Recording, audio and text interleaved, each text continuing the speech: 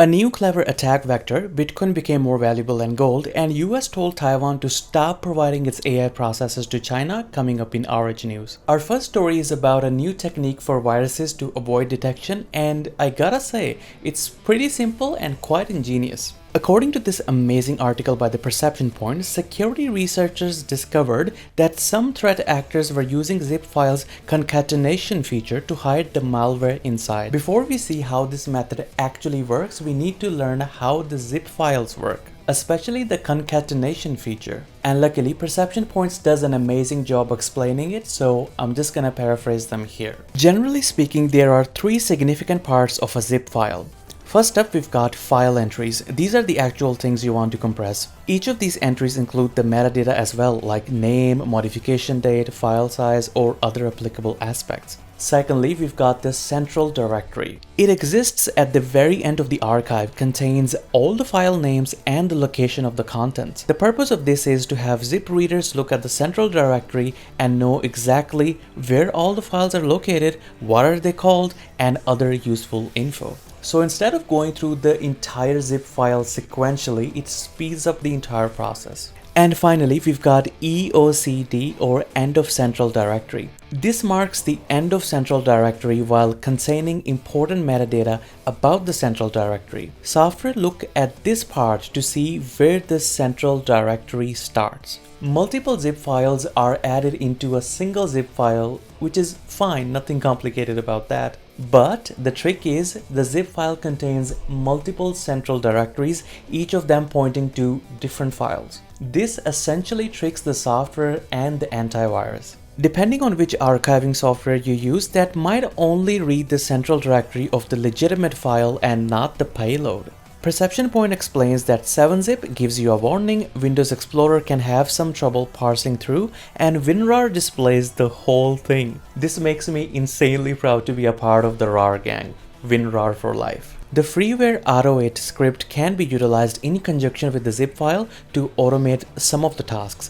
Perception Point recommends a nested analysis of the archives. They actually have their own proprietary recursive unpacker and anti-evasion algorithm that looks through all the nested archives. Okay, so this was just one of the features of the archives. I'm pretty confident that there might be some other ways that this structure can be exploited to do even more malicious things. Vendors might issue a patch or an update to fix this vulnerability, but we'll have to wait and see. In terms of flexibility, I think it's simple and effective. For how long, that depends on the frequency of utilization of this method. But still, a very impressive workaround. Huge thanks to Perception Point. Please check out their entire article as it's worth a detailed read. Plus, there are some nuances that I didn't include to keep the explanation simple. Link in the description.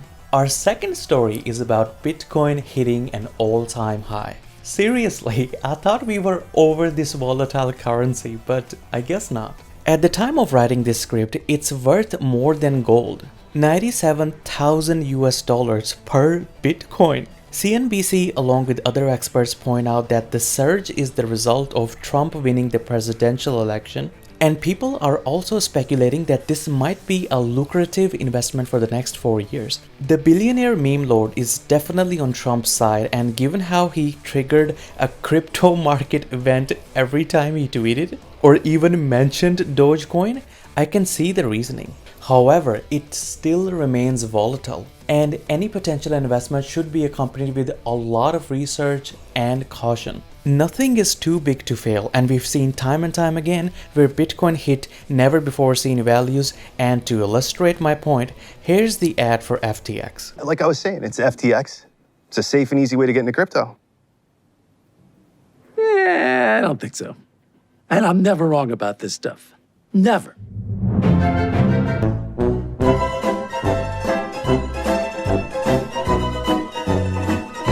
There is a possibility that all of it will age poorly. Our final story is very interesting. US recently ordered Taiwan-based TSMC to stop the supply of advanced AI processors to China. This order was given to TSMC after a TSMC manufactured chiplet was found in an AI processor developed by Huawei. Turns out Huawei utilized a proxy to make an order at TSMC. Now you might be thinking, TSMC doesn't have to comply with US laws, right? It's in Taiwan. It can do whatever it wants, right? Huawei is on the US trade restriction list, and a company such as TSMC would have to acquire a special US export license to do export business if any of the products contain 25% or more of the good old American technology. So most of the products, especially in the tech sphere, definitely contain that amount of American goodness. TSMC swiftly complied, but I don't know what China's response going to be. It could retaliate and turn this entire thing into a gallon of digital worms or other kinds of worms. That remains to be seen. Well, that's it for the latest news, guys. Tune in next time for another episode. Thank you so much for your support.